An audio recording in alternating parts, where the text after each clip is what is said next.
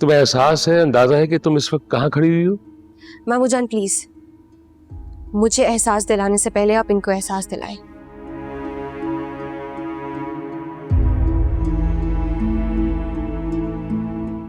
क्योंकि बात इन्होंने शुरू की थी, मैंने नहीं। मुझे कोई शौक नहीं है तुमसे भिड़ने का, तुम ही आके गले पड़ी थी मेरे। बस कर दो सादिया बेगम, तुम क्यों मेरी बच्चियों के पीछे पड़ी हुई हो? और बेटा तुम तो मेरी समझदार बच्ची हो, समझदारी से काम लो। ना ये मौका है और ना वक्त। तुम आओ मेरे साथ, चलो शाबाश।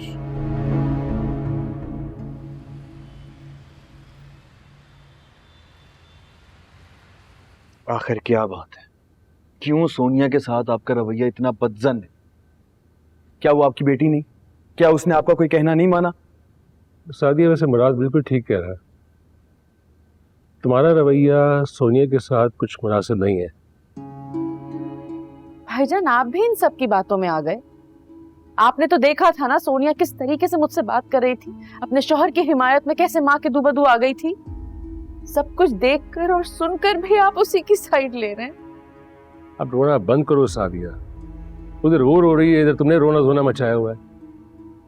इस तरह रोने धोने से किसी मसले का हल नहीं निकलेगा। नहीं मामू जान, वो बात की बात है, पहले पता चले कि मसला क्या है इन्हें। लेकिन मैं फिर भी कहूंगा सोनिया कि तुम्हें इस तरह बात नहीं करनी चाहिए थी। तुम्हारी माँ है, उनके साथ ऐसा रवैया ठीक नहीं है तुम्हारा। कोई बात नहीं, कुछ कह दिया तो उन्हें प्यार से मनाया जा सकता है। प्यार से? उन्हें प्यार की जबान समझ ही कहाँ आती है। अगर समझ आती होती तो हम सबका ये हाल ना होता आज। और अब्बू से ज्यादा कौन प्यार करता है अम्मी से? उन्होंने तो अब्बू के प्यार की कदर नहीं की आज तक, हमारी तो दूर की बात है। जो कुछ भी है बेटा, अरबाज ठीक कह रहा है।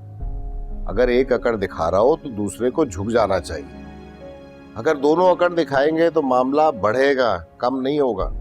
अब्बू मैं कोई अकड़ नहीं दिखा रही, आप मुझे बहुत अच्छे से जानते हैं। अम्मी ने शुरू से मुझे टारगेट किया है और अब तो मेरी शादी हो चुकी है और बकौल उनकी मैं उनकी जिम्मेदारी भी नहीं हूँ, अब अपने शौहर की जिम्मेदारी हूँ। फिर भी उनके तोपों के रुख मेरी तरफ है।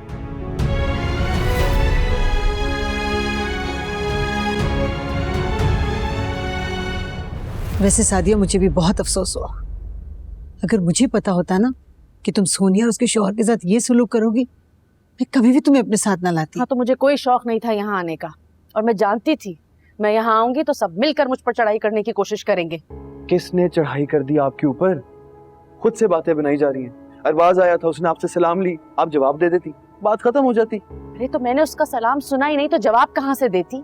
और मैं कौन सा डंडा लेके उसके सर पे खड़ी हो गई थी कि उसकी बीवी आ गई मुझसे लड़ने के लिए?